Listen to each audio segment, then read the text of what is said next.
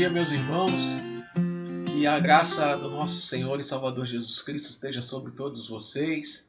Eu gostaria de agradecer, antes de mais nada, à Igreja Presbiteriana de Cruzeiro e à família pastoral pelo convite de poder estar aqui compartilhando um pouquinho da palavra de Deus, a respeito do que Ele tem para as nossas vidas e como nós respondemos a esse grande amor de Deus. Por isso, é um grande privilégio estar aqui com vocês, né? E apesar desses dias difíceis que nós estamos enfrentando, de distanciamento social, mas Deus nos proporcionou essa ferramenta maravilhosa aí que é a internet, para a gente poder compartilhar a palavra de Deus, deixar aí disponível nas redes sociais, nas mídias sociais, para que todos possam ter acesso ao Evangelho de Salvação. Eu não quero me delongar muito aqui, mas já pedir para que você possa se concentrar nessa aula, abrir a sua Bíblia aí, em nome de Jesus, no texto que está em Gênesis, capítulo 22, versículo de número 9 ao versículo de número 14. Eu vou colocar o texto disponível na tela para os irmãos, mas é importante que você esteja com a sua Bíblia aberta, porque nós vamos passear bastante na Bíblia nessa manhã, em nome de Jesus, tá bom? Então que você possa abrir a sua Bíblia aí, em Gênesis capítulo 22, versículo de número 9, e nós vamos fazer a leitura juntos, ok? Então vamos lá. Chegaram ao lugar que Deus lhe havia designado, ali edificou Abraão um altar, sobre ele dispôs a lenha. Amarrou Isaque, seu filho, e o deitou no altar em cima da lenha. E estendendo a mão, tomou o cutelo para imolar o filho.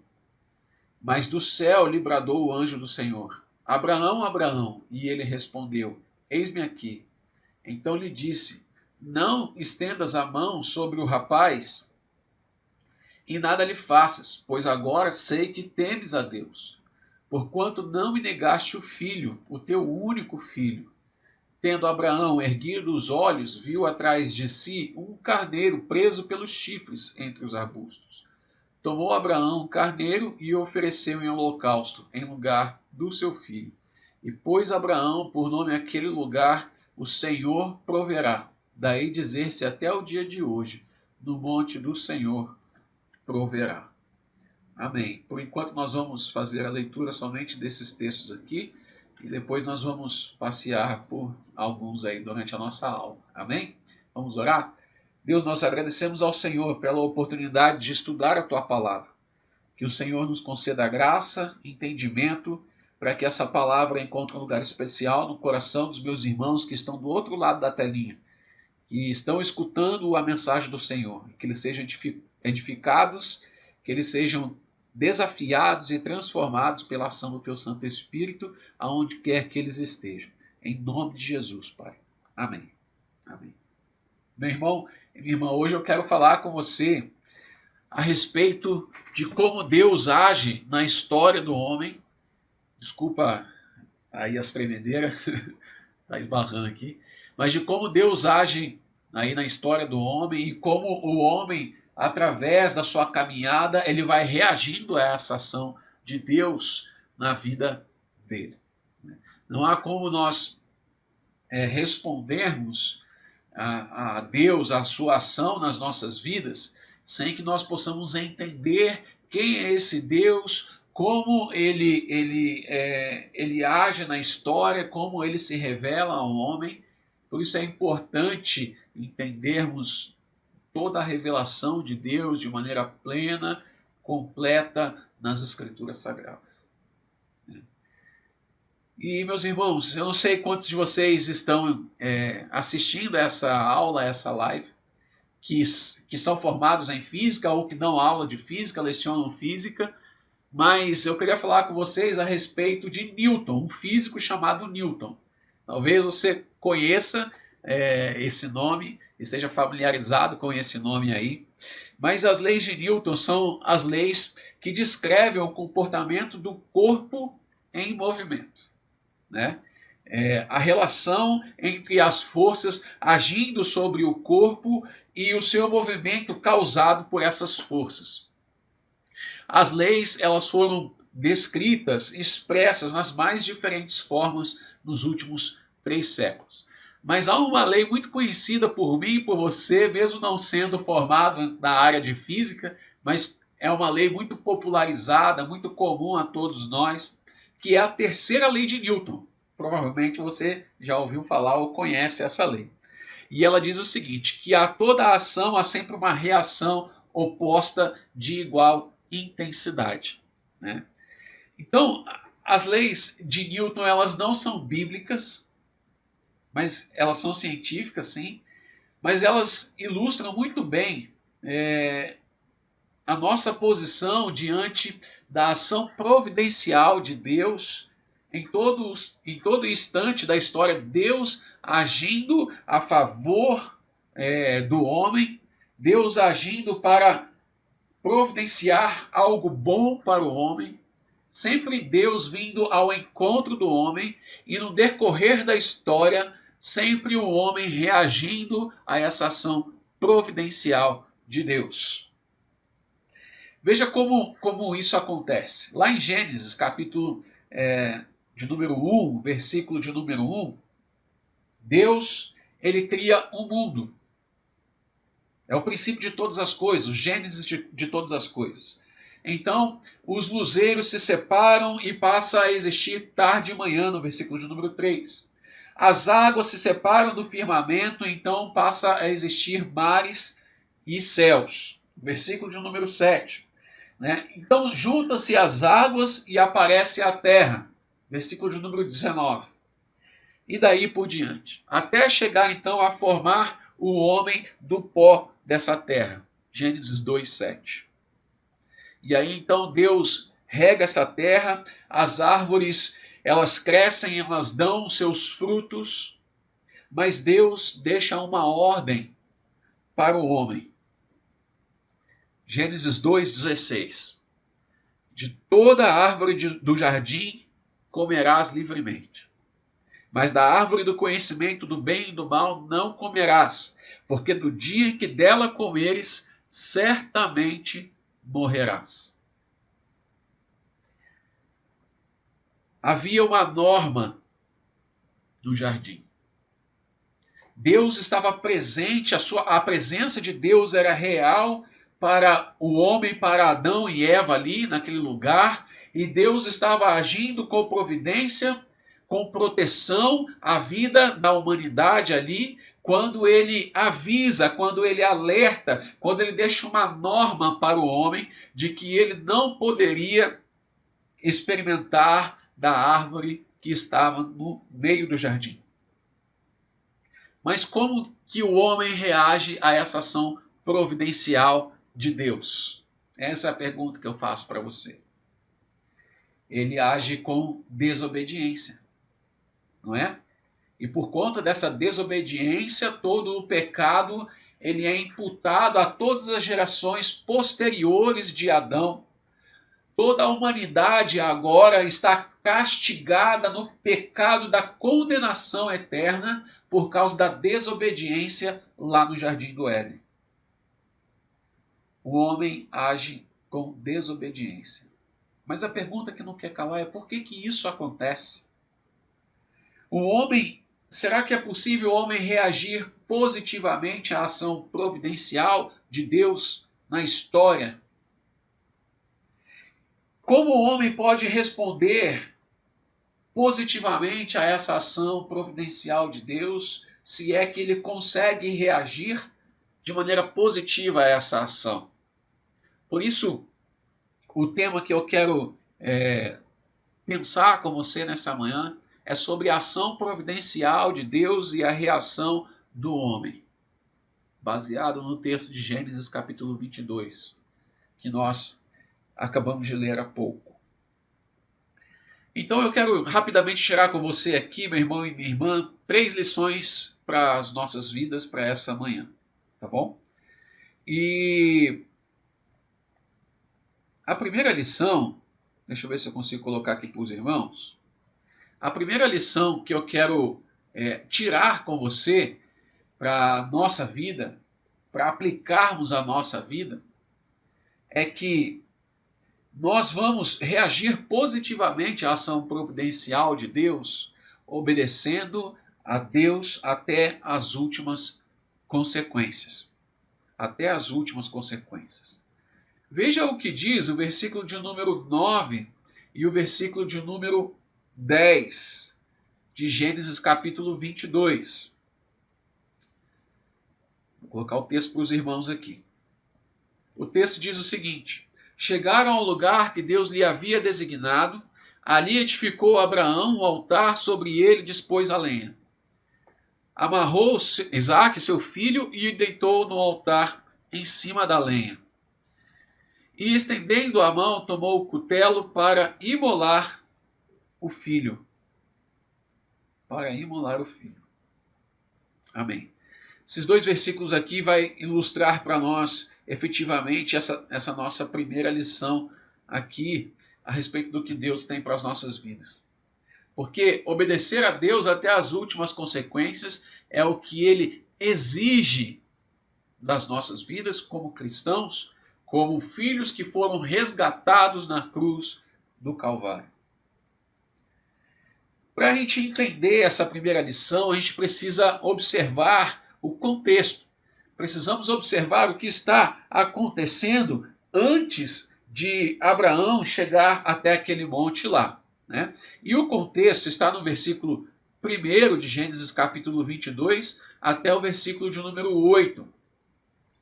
E o texto diz o seguinte: depois dessas coisas, pôs Deus Abraão à prova e lhe disse: Abraão. E este lhe respondeu: eis-me aqui. Acrescentou Deus: toma teu filho, teu único filho Isaque, a quem amas, e vai-te à terra de Moriá. Oferece-o ali em holocausto sobre um dos montes que eu te mostrarei. Levantou-se, pois, Abraão de madrugada, e tendo preparado o seu jumento, tomou consigo 2 dos seus servos e a Isaque, seu filho. Rachou lenha para o holocausto e foi para o lugar que Deus lhe havia indicado. Ao terceiro dia, erguendo Abraão os olhos, viu o lugar de longe.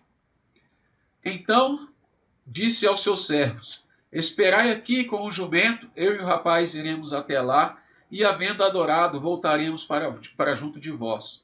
Tomou Abraão a lenha do holocausto e o colocou sobre Isaque, seu filho. Ele, porém, levava nas mãos o fogo e o cutelo, assim caminhavam ambos juntos.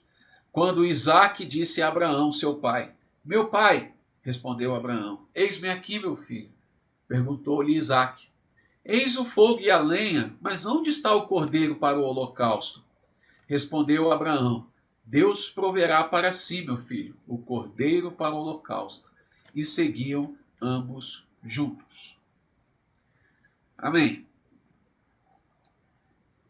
Deus havia falado para Abraão tomar Isaque, seu filho, o filho da promessa, e levá-lo até o Monte Moriá para sacrificá-lo.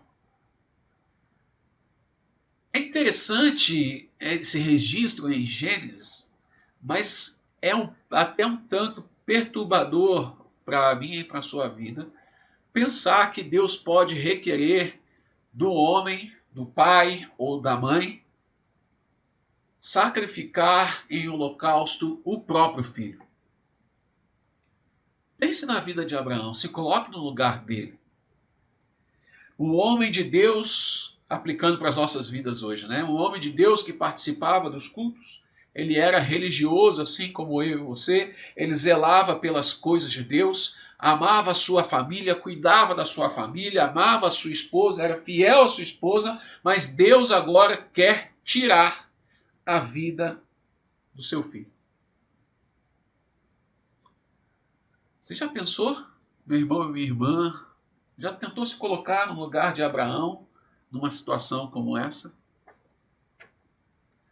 E talvez Abraão tivesse todas as oportunidades de desanimar, de desacreditar nisso que estava acontecendo, não dar ouvidos ao anjo e querer desobedecer a essa ordem de Deus e seguir a sua vida. E há uma premissa, uma lição muito importante para mim e para a sua vida, quando nós lemos isso aqui. Por quê? Porque os crentes, eles desobedecem a Deus por, por três motivos, no mínimo, praticamente três motivos.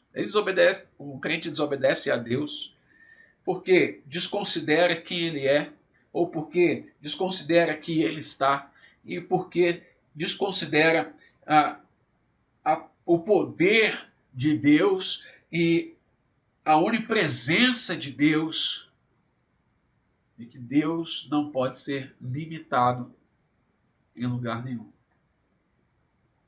Os crentes desobedecem a Deus porque desconsideram quem Ele é, ou não conhecem esse Deus. Os crentes desobedecem a Deus porque desconsideram a sua presença, e Ele está em qualquer lugar.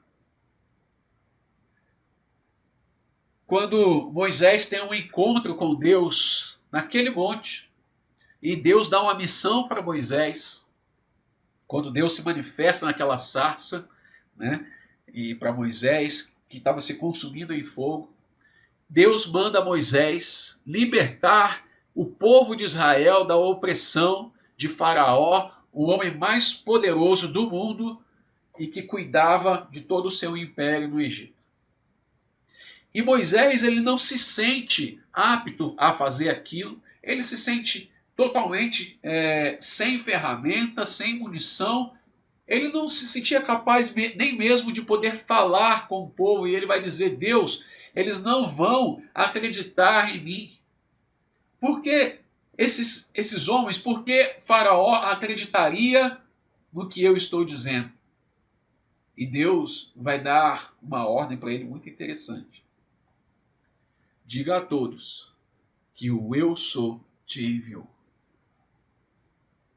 Aliás, essa expressão de Deus a Moisés, eu sou, foi muito usada por Jesus durante o seu ministério para provar a sua divindade, para provar que o mesmo Deus do Antigo Testamento estava encarnado em Jesus no Novo Testamento. Quando o próprio Jesus vai dizer: eu sou a porta, eu sou a videira, eu sou o caminho, a verdade e a vida. E essa expressão eu sou é a expressão que revela a pessoa de Deus, o nosso Deus Todo-Poderoso. Esse nosso Deus Todo-Poderoso é um Deus santo. É um Deus santo, como diz. Eu quero pedir para você abrir a sua Bíblia em Isaías capítulo 6. E abre aí que eu agora não vou colocar aqui na tela não, tá bom? O texto, abre a sua Bíblia em Isaías capítulo 6, versículo de número 1. O texto vai dizer o seguinte: no ano da morte do rei Uzias, eu vi o Senhor assentado sobre o alto e sublime trono, e as suas abas e as abas de suas vestes enchiam o templo. O que esse texto de Isaías revela para mim e para você, meu irmão? Revela que o nosso Deus é um Deus transcendente. Veja que no ano da morte do rei Uzias, Isaías viu o Senhor assentado sobre um alto e sublime trono. E as abas das vestes do Senhor preenchiam o templo. Ou seja, Deus, ele é tão pleno que ele preenche todos os lugares. E tem mais. Quem é esse Deus? Esse Deus é um Deus imanente. Veja o que diz o versículo de número 3. E clamavam uns para os outros, dizendo: Santo, Santo, Santo é o Senhor dos exércitos. Toda a terra está cheia da sua glória. Amém. Porque Deus, ao mesmo tempo que Ele está aqui comigo, Ele está aí na sua casa, que você que está me assistindo. Por quê? Porque a presença de Deus preenche todos os lugares e não se limita nos lugares. É impossível o homem colocar Deus numa caixinha e guardar Deus naquela caixinha para poder acessar essa caixinha no momento que quiser. Não. Deus preenche todos os lugares da terra e a sua presença é real em todos os lugares da terra. Qual o problema do crente com isso? O problema, meu irmão e minha irmã, é que quando nós desconsideramos, quando nós esquecemos dessa verdade, então nós sempre escolheremos por desobedecer a Deus. E isso é muito sério. Isso é muito sério. Abraão obedeceu a Deus e ele foi até as últimas consequências, considerando quem era esse Deus que ele servia e considerando a presença desse Deus todo-poderoso.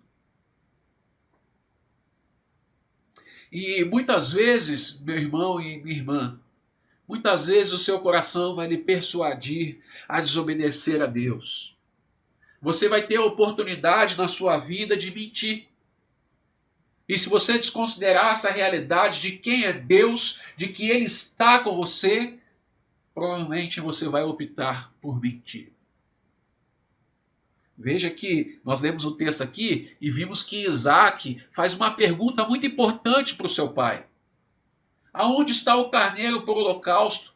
E ali naquele momento, Abraão poderia ter mentido para o seu filho. Abraão poderia ter omitido a verdade para não assustar o seu filho, para até mesmo poder desistir daquela loucura toda. Mas Abraão escolhe obedecer até as últimas consequências. Deixa eu te dizer uma coisa, meu irmão e minha irmã. Você vai ter a oportunidade na sua vida de mentir. Eu gosto de trazer as aplicações da lição das Escrituras Sagradas para as nossas vidas nos pequenos detalhes do nosso dia a dia, do nosso cotidiano. Quem de nós não experimentou mentir uma vez na vida?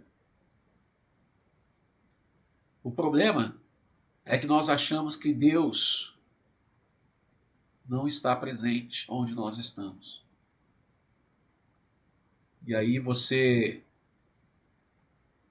fica imergido numa vida de prostituição, numa vida de pornografia, no quarto da sua casa, de frente para uma tela, achando que ninguém está vendo, quando Deus está bem ali do seu lado,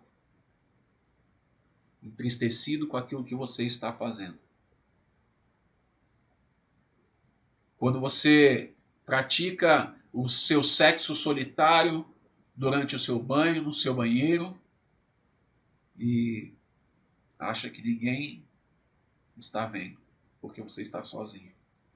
O problema é que você não está sozinho. O problema é que aonde você vai, a presença de Deus está ali.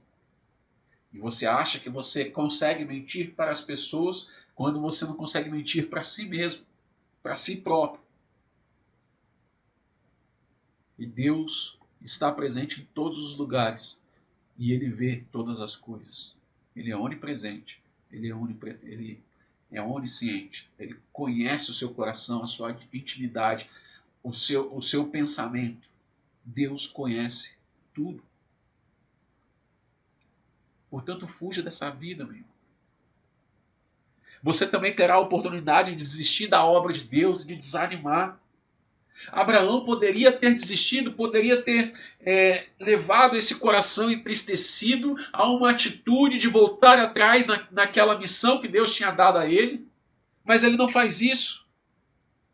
Ele não volta atrás daquela viagem até a montanha, porque como diz Tiago, a fé sem obra é morta. A fé sem a correspondência, sem a expressão das suas atitudes a respeito dessa fé, ela é morta, é mórbida. Por isso o nosso primeiro desafio nessa manhã que eu quero trazer para a sua vida: obedeça a Deus até as últimas consequências. Essa é a primeira lição do nosso texto aqui, meu irmão e minha irmã. A primeira lição que nós estamos vendo a respeito disso que está acontecendo na vida de Abraão. Eu não estou aqui rogando praga para você em nome de Jesus, lógico que não. Mas Deus vai provar a sua vida. Eu tenho certeza. Ele faz isso para que nós possamos amadurecer.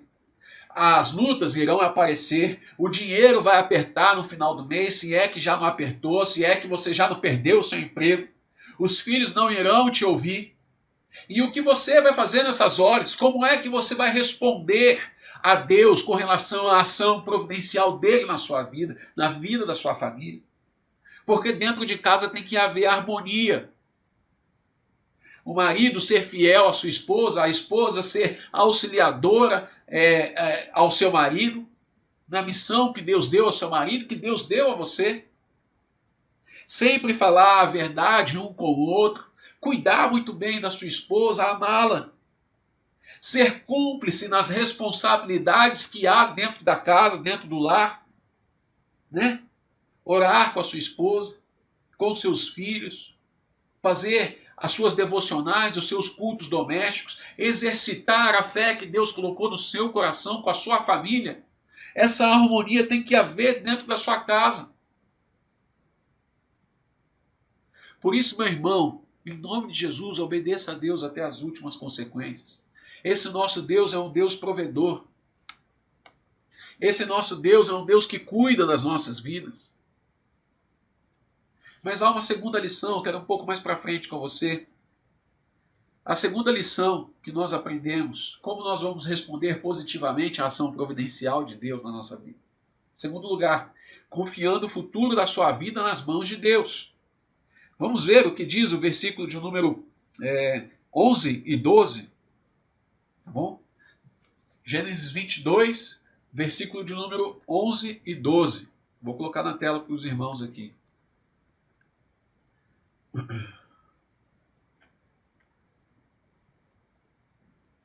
Gênesis 22, 11 e 12. Os irmãos, desculpa, eu só demoro para colocar o texto, porque a gente precisa mudar de tela aqui, tá bom?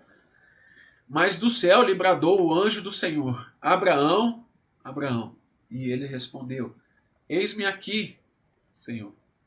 Então lhe disse: Não estendas a mão sobre o rapaz e nada lhe faças, pois agora sei que temes a Deus, porquanto não me negaste o filho, o teu único filho. Até aqui, meu irmão e minha irmã. Confiar o futuro da sua vida nas mãos do Senhor é nosso segundo desafio, a nossa segunda lição que nós aprendemos com Abraão aqui.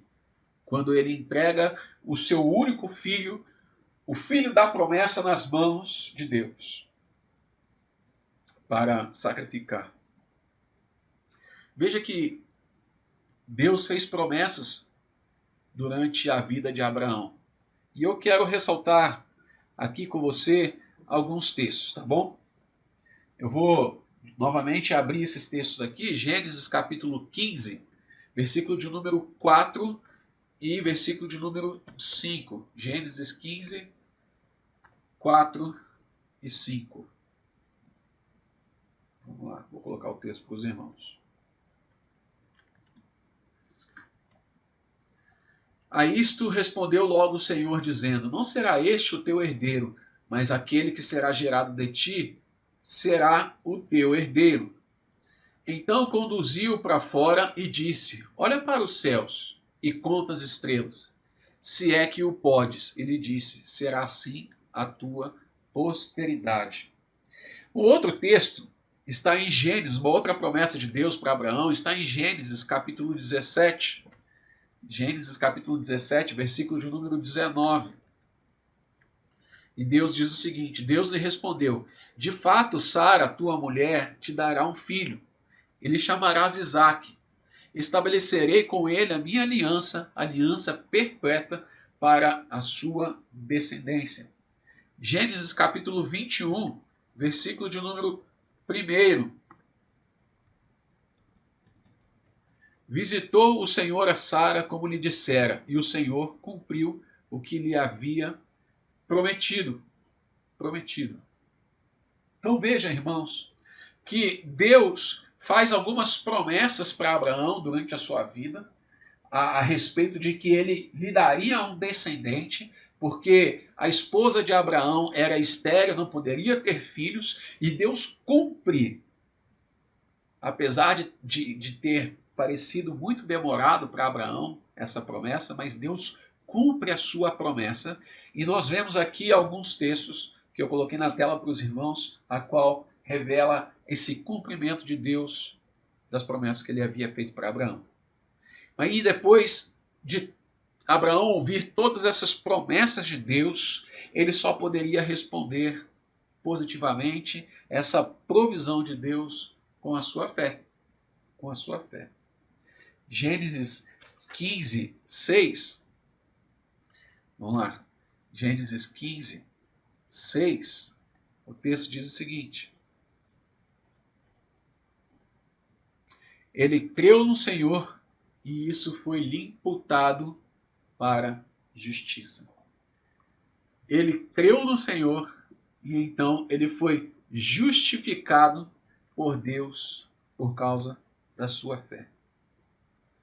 Foi assim que Abraão respondeu positivamente à ação providencial de Deus. Lá na nossa igreja, o Weber e a Aline conheceram esse casal muito abençoado na nossa igreja, que era o seu Rubens e a dona Berenice.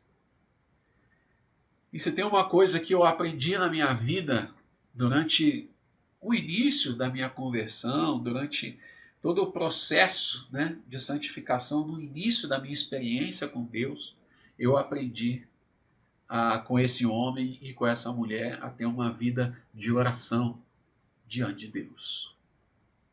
E eu me lembro muito bem que por várias vezes eu estive lá no templo da igreja, o Weber e a Aline também, fazendo vigílias, ajoelhando na presença de Deus para orar a Deus, para buscar a Deus em oração com esse homem, que em todo o tempo, no final da sua vida, ele buscou ao Senhor para que Deus pudesse trazer de volta os seus filhos para a igreja. Ele não pôde ver isso com seus próprios olhos, mas graças a Deus, Deus cumpre as suas promessas, como eu falei. Hoje, os filhos do seu Rubens e da dona Berenice estão na igreja. Estão buscando ao Senhor. Isso porque lá atrás, o seu Rubens gastou o seu joelho em oração.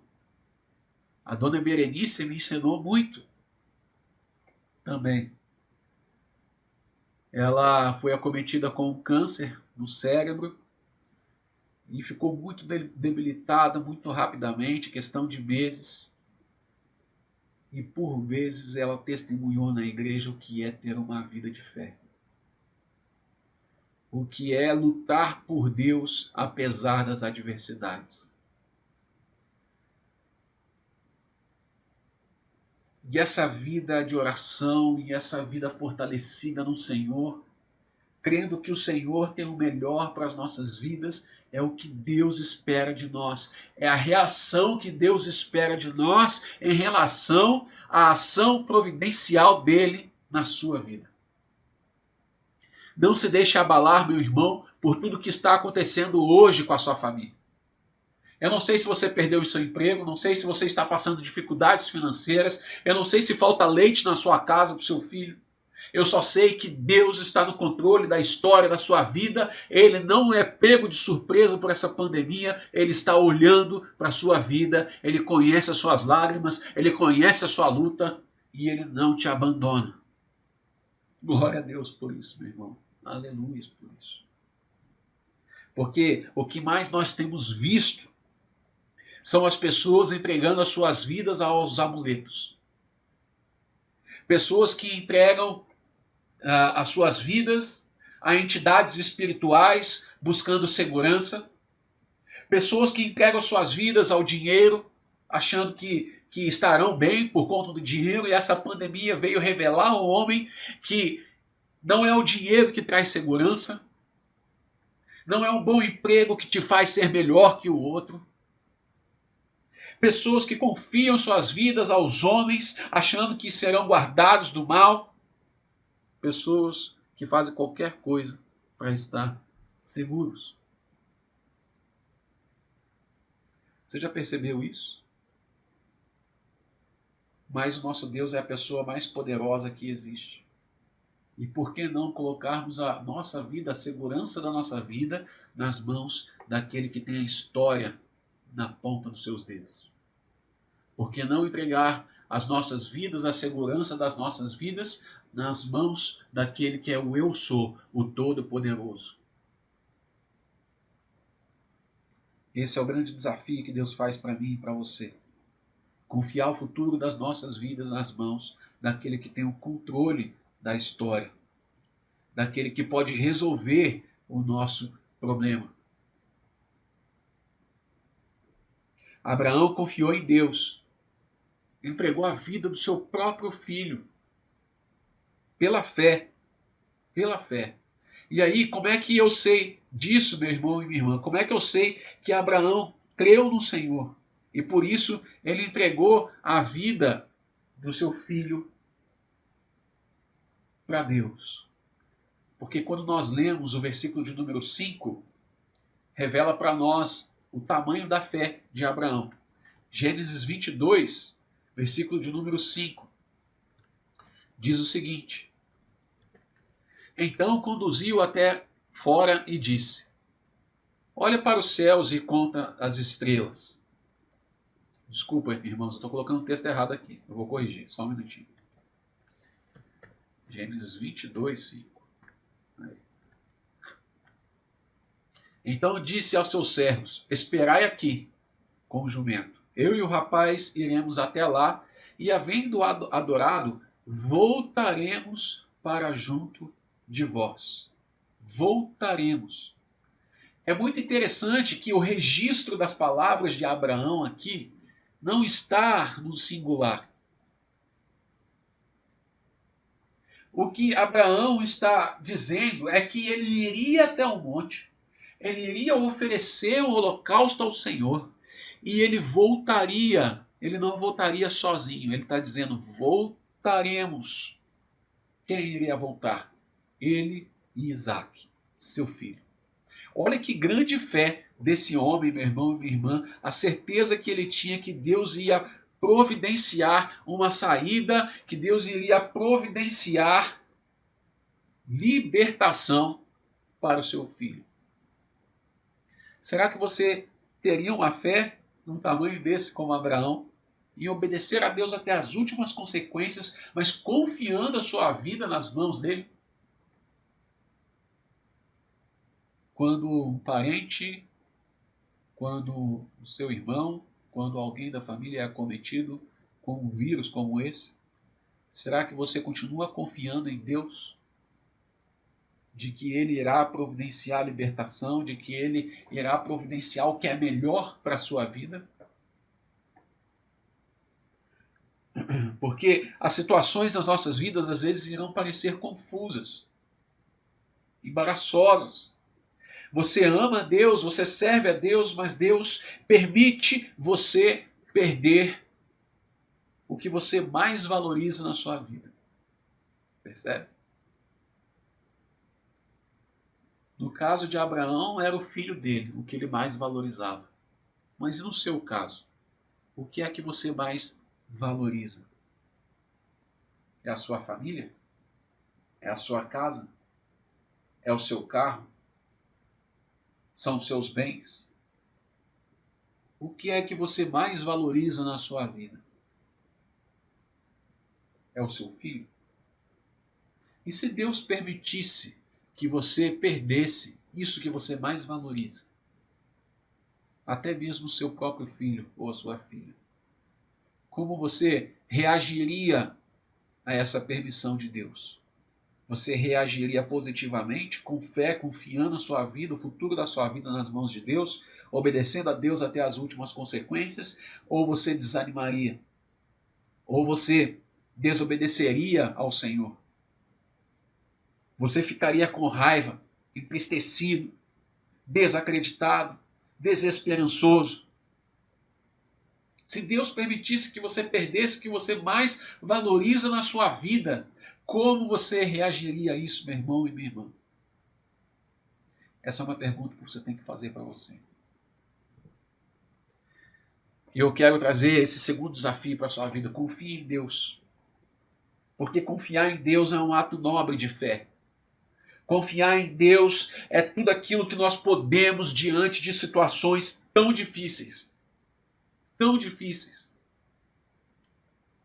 Tem um texto muito interessante, que eu gosto muito, que está em Tiago, capítulo 2, versículo de número 14 em diante. Vou tentar colocar na tela aqui para os irmãos, rapidamente. O texto diz o seguinte: meus irmãos, qual é o proveito se alguém disser que tem fé, mas não tiver obras? Pode acaso semelhante fé salvá-lo? Se um irmão ou uma irmã estiverem carecidos de roupa e necessitados do alimento cotidiano, e qualquer dentre vós lhe disser: ide em paz, aquecei-vos e fartai-vos, sem contudo lhes dar o necessário para o corpo, qual é o proveito disso? Assim também a fé, se não tiver obras, por si só é morta. Mas alguém dirá: tu tens fé e eu tenho obras. Mostre-me essa tua fé sem as obras, e eu com as obras te mostrarei a minha fé. Crês tu que Deus é um só? Fazes bem. Até os demônios creem e tremem. Queres, pois, ficar certo, ó homem sensato, de que a fé sem obras é inoperante? Não foi por obras que Abraão, nosso pai, foi justificado quando ofereceu sobre o altar o seu próprio filho Isaque? Vês como a fé operava juntamente com as suas obras, com efeito foi pelas obras que a fé se consumou. E se cumpriu a escritura qual diz: ora, Abraão creu em Deus e isso foi-lhe imputado para a justiça, e foi chamado amigo de Deus. Verificais que uma pessoa é justificada por obras e não somente por fé. De igual modo, não foi também justificada por obras a meretriz Raabe, quando acolheu os emissários e fez partir para o outro caminho? Porque assim como o corpo sem o espírito é morto, assim também a fé sem obras é morta. É morta. Ou seja, meu irmão, a sua fé ela é expressada nas suas atitudes, nas suas obras. Não adianta nada você frequentar uma igreja e estiver alguém carecido de algo, você disser, olha, tem uma roupa aqui para você se aquecer. Deus te abençoe. E você disser, olha, eu vou orar por você que está precisando de alimento para que Deus possa providenciar para você. Qual é o proveito disso? Se você disser que é cristão, se você disser que é crente, e na sua vida, e nas suas expressões, e nas suas atitudes, nas obras que você realiza, a sua fé não é expressada. As duas coisas não se compactuam. A sua fé irá dirigir as suas atitudes, meu irmão e minha irmã. As pessoas sempre estão reparando naquilo que você faz, naquilo que você sempre expressa na sua vida. As pessoas sempre reparam. E principalmente você que é crente. Porque elas estão sempre prontas para apontar o dedo para você. Não é verdade? Você sabe disso. Por isso que confiar em Deus é um ato muito nobre da sua parte, de fé. Assim como o corpo sem espírito é morto, assim também a fé sem obras é morta. Deixa eu exemplificar isso aqui de maneira bem rapidinha, de maneira prática para mim e para a sua vida. Chama quem está do seu lado na sua casa e pede para ela fazer assim. Tá? Você também, você que está assistindo agora. Faz assim com a sua mão. A gente não vai rezar não, pode ficar tranquilo. Tá? Faz assim com a sua mão na sua frente. Isso. E começa a esfregar bem leve assim a sua mão. Isso. Muito bem. Presta atenção. Agora acelera um pouco. Isso. Veja que está começando a aquecer um pouco a palma da sua mão, tá?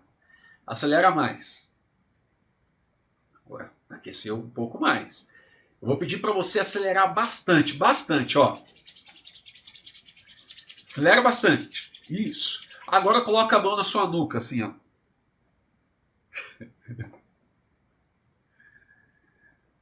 O que aconteceu aqui, meu irmão e minha irmã? Quantos de vocês colocaram a mão no queixo? Quantos de vocês colocaram a mão realmente na nuca? Acredito que talvez poucos de vocês colocaram a mão na nuca. Por que isso aconteceu? Por que você colocou a mão no queixo? porque você me viu colocando a mão no queixo e você estava reparando naquilo que eu estava fazendo e não naquilo que eu estava falando. Ou seja, trocando em miúdos, as nossas atitudes gritam muito mais alto do que as nossas palavras. As suas atitudes são muito mais perceptíveis à vida do outro, daquele que está pronto para julgar você, que está pronto para apontar o dedo para a sua vida, do que as suas próprias palavras. Veja de maneira bem simples nessa dinâmica como isso é verdade. Por isso, faça da sua vida a expressão verdadeira da sua fé cristã em Jesus. Que a sua vida possa refletir a vida de Jesus, para que o nome de Jesus não seja envergonhado na sua vida, na vida da sua família. Mas finalmente, meu irmão e minha irmã, eu quero terminar com a última lição. A terceira lição para a minha e para a sua vida. Como nós podemos responder positivamente à ação providencial de Deus? Adorando a Deus com a sua vida. Com a sua vida. Gênesis capítulo 22, versículo de número 13. Vai dizer o seguinte para mim e para você, meu irmão e minha irmã. Tendo Abraão erguido os olhos, viu atrás de si um carneiro preso pelos chifres entre os arbustos. Tomou Abraão o carneiro e ofereceu em holocausto em lugar do seu filho. E pôs Abraão por nome aquele lugar, o Senhor proverá. Daí dizer-se até o dia de hoje, no monte do Senhor proverá. Amém. Amém. Essa é a nossa terceira lição de hoje. Nós temos que ter uma vida de adoração ao Senhor. E ela é expressada na obediência e na nossa fé. Esse é o tripé da vida que agrada a Deus. Abraão tinha todos os motivos para não querer adorar a Deus. Mas ele oferece um culto. Ele ergue um altar para Deus e adora a Deus. Deus proveu salvação para Isaac e nos deu o exemplo como ele faria com a humanidade posteriormente em Cristo Jesus.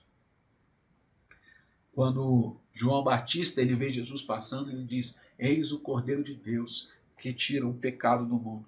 O apóstolo Pedro, pregando em Atos, capítulo 2, ele vai anunciar Cristo e esse crucificado. A verdade é que para a salvação e provisão das nossas vidas, nós precisamos que o Cordeiro inocente seja imolado, seja morto, para substituir a minha e a sua morte. Cristo foi imolado, o Filho de Deus, o Cordeiro de Deus, foi morto no meu e no seu lugar, para poupar a minha e a sua vida. Você quer razão melhor do que essa para adorar a Deus? E esse é o desafio para a sua vida nessa manhã, meu irmão. Adore a Deus com a sua vida. Deus espera que em todas as esferas da nossa vida nós venhamos a obedecer, nós venhamos a confiar o futuro das nossas vidas, porque assim nós estaremos adorando ao Senhor.